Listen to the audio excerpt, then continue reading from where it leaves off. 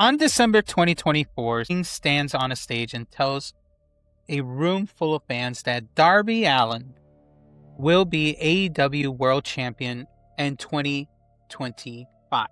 And he was wrong, because in April 2025, instead of chasing that belt, Darby Allin walked out of AEW and climbed Mt Everest. This is the story of how the man who said no to the title in 2025 came back in 2026 and took it anyway.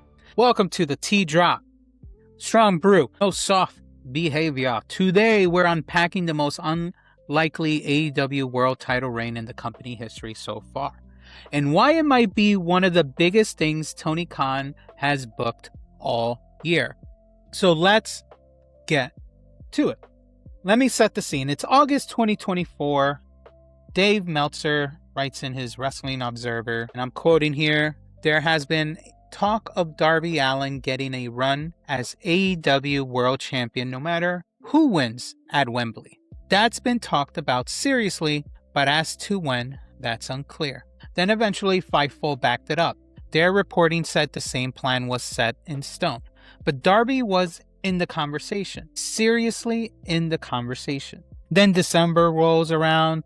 Sting, the man himself, at a live event in front of the camera. I don't know if this is the right moment. Best one I can find for visual purposes. He says out loud, Darby's winning the title in 2025. Where in the living hell does a retired legend go on record like that without knowing something? Sting most likely knew. Obviously, the company knew.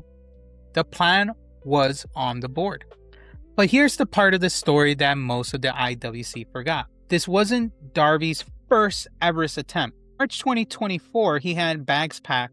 He was ready to go, book flight and everything. But then 3 broken bones in his foot. So he had to postpone it. He had to stay grounded, and he was back to AEW TV. Think about what that does to a guy.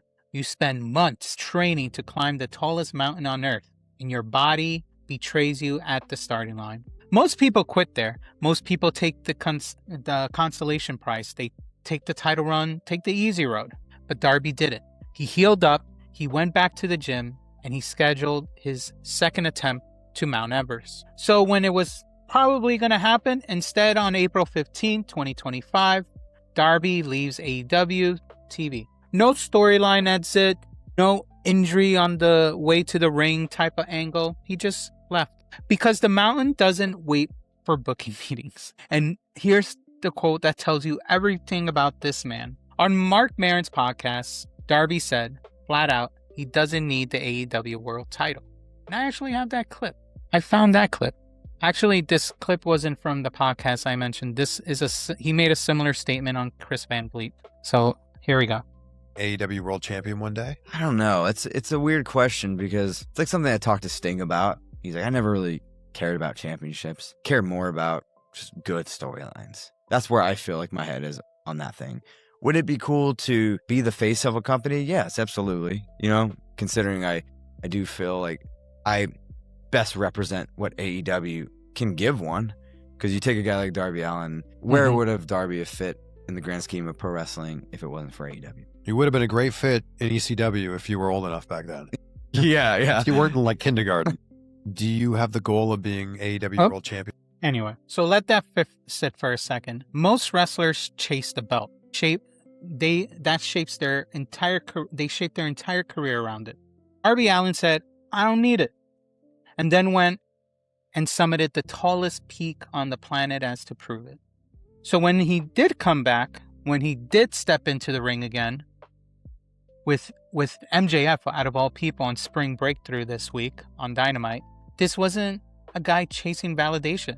It was a guy collecting a trophy he already earned at 29,000 feet. So now let's talk business, because this is what we do at this point, because I guess all the companies, all they think about is business and not the fans, unless someone else can prove me otherwise. Why now? Why Darby? Why not MJF as champ for another 6 more months? Ratings. AEW needed a good feel-good number, especially on WrestleMania week. Something people can talk about alongside WrestleMania. MJF as heel champion was drawing heat, but heat doesn't always draw eyeballs, unfortunately. Darby as babyface with a redemption arc, that's some good television for many. Revenue-wise, Darby, as you got, he's one of the biggest merch movers in AEW.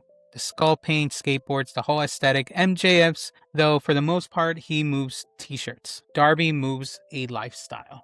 A lot of people are in similar lifeboats like Darby Allin, so they gravitate towards him. So merch probably gravitates better for him. Relevancy-wise, this is the big one. Everest put Darby, because he did the Mt Everest, it put Darby in mainstream sports media beyond AEW news. ESPN talked about him, outside magazines talked about him, even Rogan mentioned him. He was able to do reach that AEW can't buy. Tony Khan didn't book a title change, he cashed in on the moment. And then that moment, Spring BreakThru.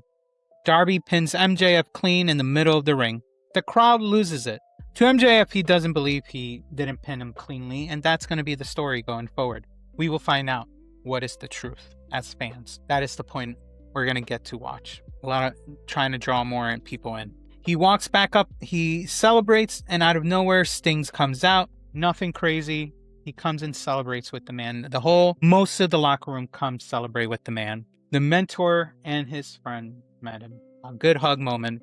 He came out with paint and all. I thought he was done face painting. I thought that was last year was the last time he would do face paint, but he did it for AEW. He did it for Darby. They had a good moment. A moment that they can clip for a while. That's storytelling. Now, pure organic storytelling, not even probably a corporate scrub of type of storytelling. It was pretty decent. You can't really fake this moment between these two. You can't fake these moment of his emotion of getting it, but it feels weird for a moment that he showed so expressively is for a title that he said he doesn't need it. But it doesn't mean he didn't want it. I guess Everest was more important. Obviously, we know since he chose to do that first. But it did hit, and that's why this title reign is probably going to be already the biggest thing AEW is going to talk about in the coming weeks in 2026. But we will see what this story leads, because it's obvious based on social media and how MJF is reacting online. This is not the last time we hear between MJF and Darby Allin. We will see how this story builds up in the coming weeks and where they're going to end up. They might end up going at it again at Double or Nothing, or maybe later at All Out or All In the summer. We will see. But anyway, so I got to know for everyone, and let me know what you think. Does Darby winning after his accomplishment at Mt Everest make this title reign bigger than if he just won it in 2025 like the original plans? Or did AEW burn a year off the heat that MJF had? Drop your answer in the comments and hit me with what you think should have happened, or do you agree with this? Thanks for watching. If the T hit right, hit the like button and subscribe, and I'll see you on the next one.